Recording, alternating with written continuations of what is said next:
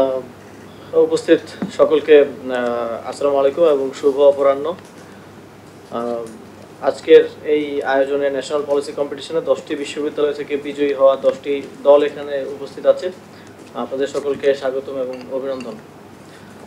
এই প্রতিযোগিতায় প্রতিটি বিশ্ববিদ্যালয়ে অনেকগুলো করে দল অংশগ্রহণ করেছিল এবং যারা বিজয়ী হয়েছেন তারা কঠোর প্রতিযোগিতার মধ্য দিয়ে রাষ্ট্র ও সমাজ নিয়ে নিজেদের উদ্ভাবনী চিন্তা, সৃজনশীল ধারণা এবং সমস্যা সমাধান দক্ষতার শ্রেষ্ঠত্ব প্রমাণ করেছেন। প্রতিযোগিতার প্রেক্ষাপট জুলাই গণঅভ্যুত্থান পরবর্তী সময়ে বাংলাদেশ এক ঐতিহাসিক রূপান্তরের সন্ধিক্ষণে রয়েছে। মর্যাদা, ন্যায় বিচার ও সমৃদ্ধির ভিত্তিতে রাজনৈতিক, অর্থনৈতিক ও সামাজিক প্রতিষ্ঠানগুলোর সংস্কার ও পুনর্গঠনের ব্যাপক প্রক্রিয়া হাতে নিয়েছে অন্তর্বর্তীকালীন সরকার। এই পুনর্গঠনের যাত্রায় দেশের সবচেয়ে গতিশীল ও সৃজনশীল শক্তি তরুণ প্রজন্মের ভূমিকা আগের যে কোনো সময়ের চেয়ে অনেক বেশি জরুরি।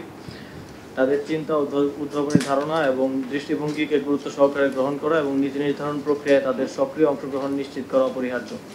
কারণ এই তরুণ প্রজন্মই জুলাই গণঅভ্যুত্থানের নেতৃত্ব দিয়েছে। তাদের রক্ত ও ত্যাগের বিনিময়ে আমরা রাষ্ট্র পুনর্গঠনের সুযোগ পেয়েছি। তাদের স্বপ্নের বাংলাদেশ বাস্তবায়নের বিকল্প নেই। এই প্রেক্ষাপটে যুব ক্রীড়া মন্ত্রণালয় তরুণদের মধ্যে বিশ্লেষণধর্মী চিন্তা, নীতি উদ্ভাবন এবং গঠনমূলক সংলাপকে উৎসাহিত করতে জাতীয় নীতি প্রতিযোগিতা 2025 আয়োজন করেছে। প্রতিযোগিতাটি ইতিমধ্যে দেশব্যাপী 10টি বিশ্ববিদ্যালয় ও মেডিকেল কলেজে সফলভাবে সম্পন্ন হয়েছে এবং 10টি বিজয়ী দল নির্বাচিত হয়েছে, যারা আজ এখানে উপস্থিত রয়েছেন।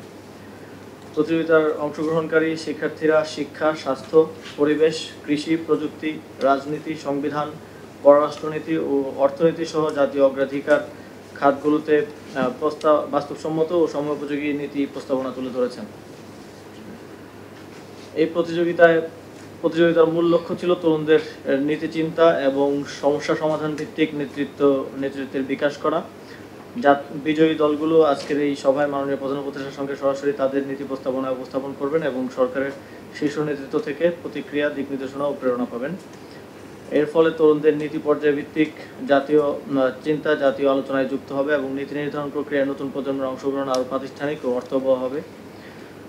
আমি দৃঢ়ভাবে বিশ্বাস করি এই উদ্যোগ তরুণদের সম্ভাবনাকে সঠিক পথে কাজে লাগিয়ে দেশের উন্নয়ন ও সমৃদ্ধিতে নতুন দিগন্ত খুলে দেবে। বা ব্যস্ত শিডিউল থেকে সদয় সময় দেওয়ার জন্য মাননীয় প্রধান উপদেষ্টাকে আন্তরিক ধন্যবাদ জানাই। উপস্থিত বিজয়ী শিক্ষার্থীদেরকেও ধন্যবাদ জানাচ্ছি এবং যারা আজ এখানে উপস্থিত হতে পারেননি কিন্তু প্রতিযোগিতায় অংশ নিয়েছিলেন তাদেরকেও ধন্যবাদ জানাচ্ছি।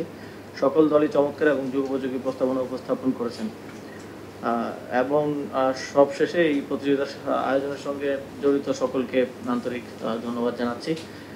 স্যার, এই মুহূর্তে আমাদের বিজয়ী দলগুলো থেকে একজন করে মূলত এই কাজ করার পেছনে একটা প্রথম সবচেয়ে বড় কারণ হচ্ছে তরুণদের অংশগ্রহণ জাতীয় নীতি গ্রহণের ক্ষেত্রে। এবং এই অংশগ্রহণটাকে আমি মনে করি শুধু একটা প্রতিযোগিতা না, এটাকে আরও ইফেক্টিভ করার প্রয়োজন। আমরা দেখি যখন কোনো নীতি নেওয়ার প্রয়োজন হয় স্যার, তখন আমরা ওই স্টেক হোল্ডার কনসালটেশন করি। তো সেখানে শুধু কোটা আকারে স্টেক হোল্ডারদেরকে রাখা হয়। আমার যতটুকু এক্সপিরিয়েন্স হয়েছে তাড়াতাড়ি করতে হয়, তাদেরকে রাখা হয়, কথা বলারও হয়তো সুযোগ দেওয়া যায় না।